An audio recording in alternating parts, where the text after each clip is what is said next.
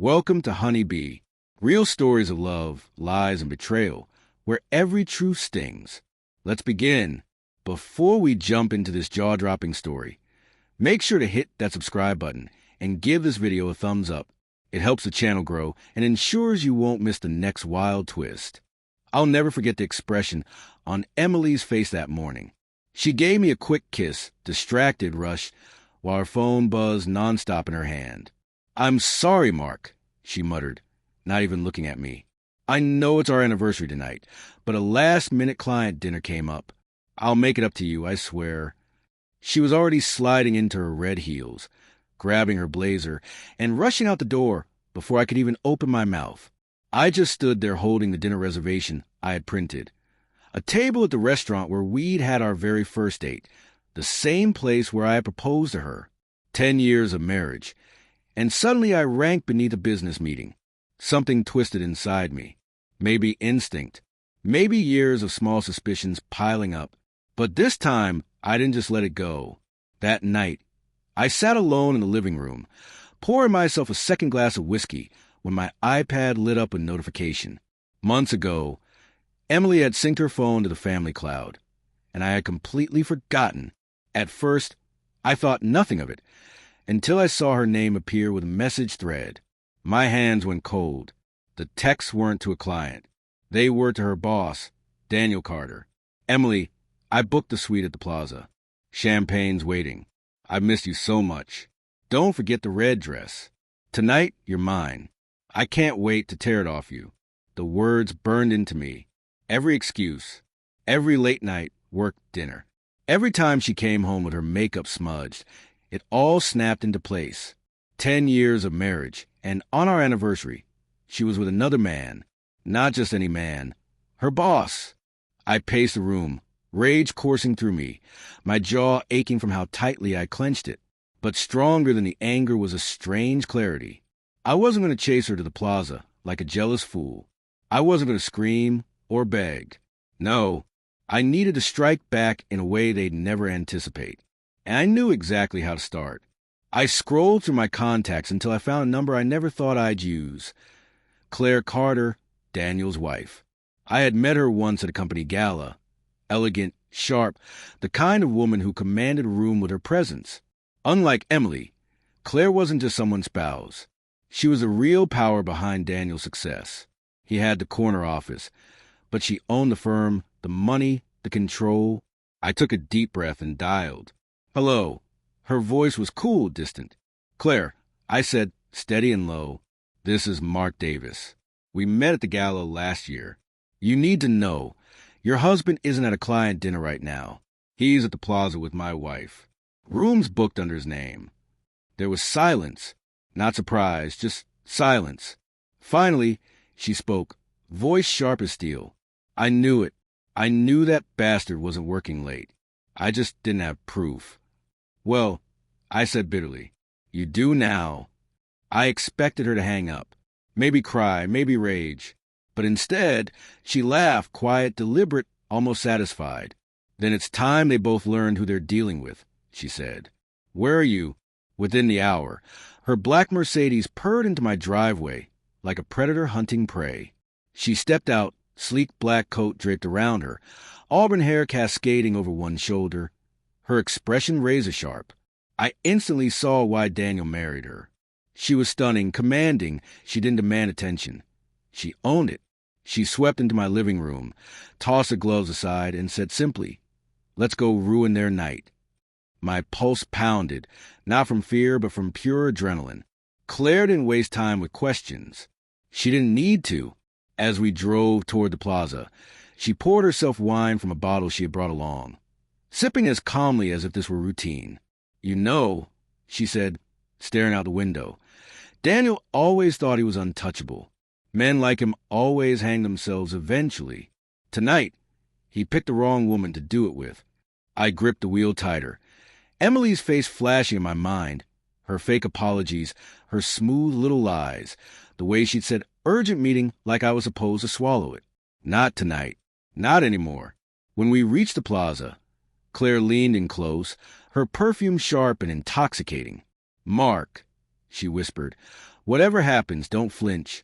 Let them walk right into it. I nodded. For the first time in years, I felt in control. Tonight, the game was ours.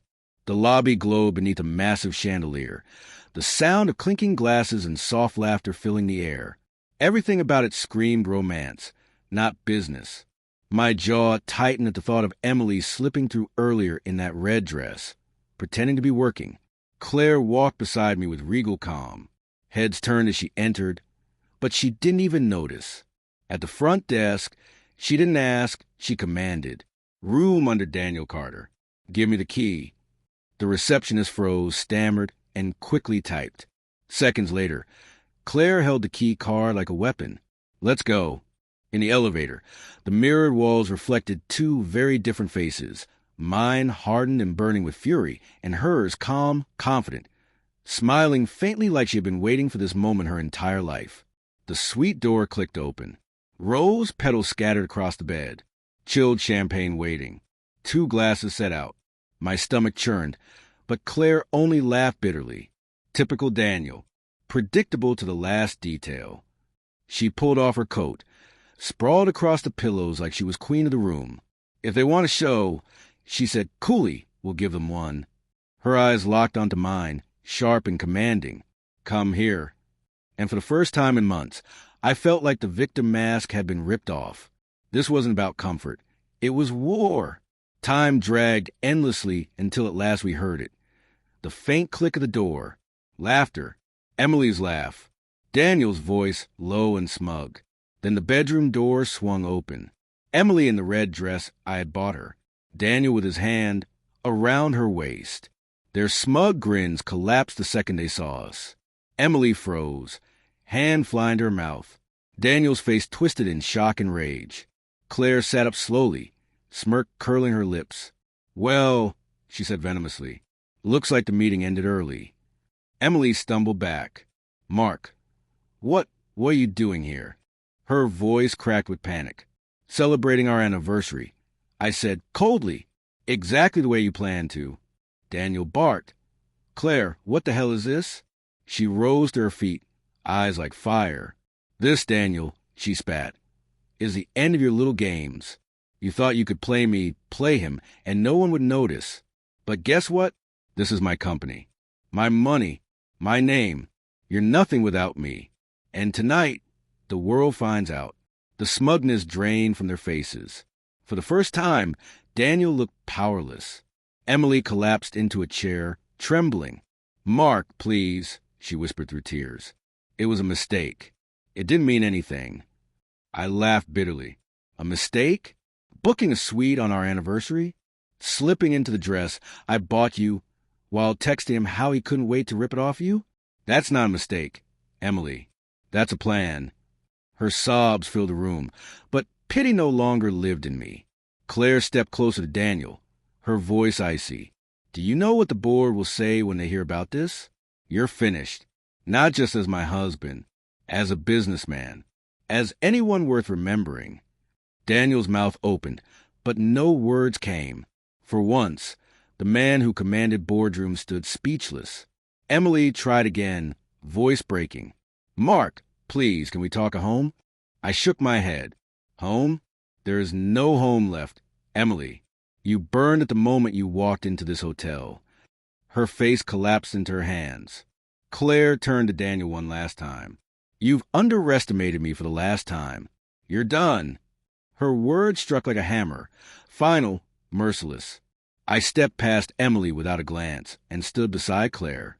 2 people wronged, standing not as victims, but as the ones holding the power. The meeting's over, I said, echoing Claire, so is the charade. We walked out together, leaving them in ruins. The air in the hallway felt clearer, sharper, like stepping out of poison. Claire glanced back at the door, shaking her head. They thought they were untouchable, she murmured. Then she looked at me, lips curving into the faintest smile. But no one is untouchable when the truth comes out. I didn't need to respond. The truth had already spoken. And as I left that suite behind, I realized something. Betrayal might shatter the life you thought you had, but it can also forge a strength you never knew was in you. So tell me, If you were in my shoes, what would you have done? Confronted them? Stayed silent? Walked away? Let me know in the comments. And don't forget to subscribe and like this video if you want more stories with daring twists like this one.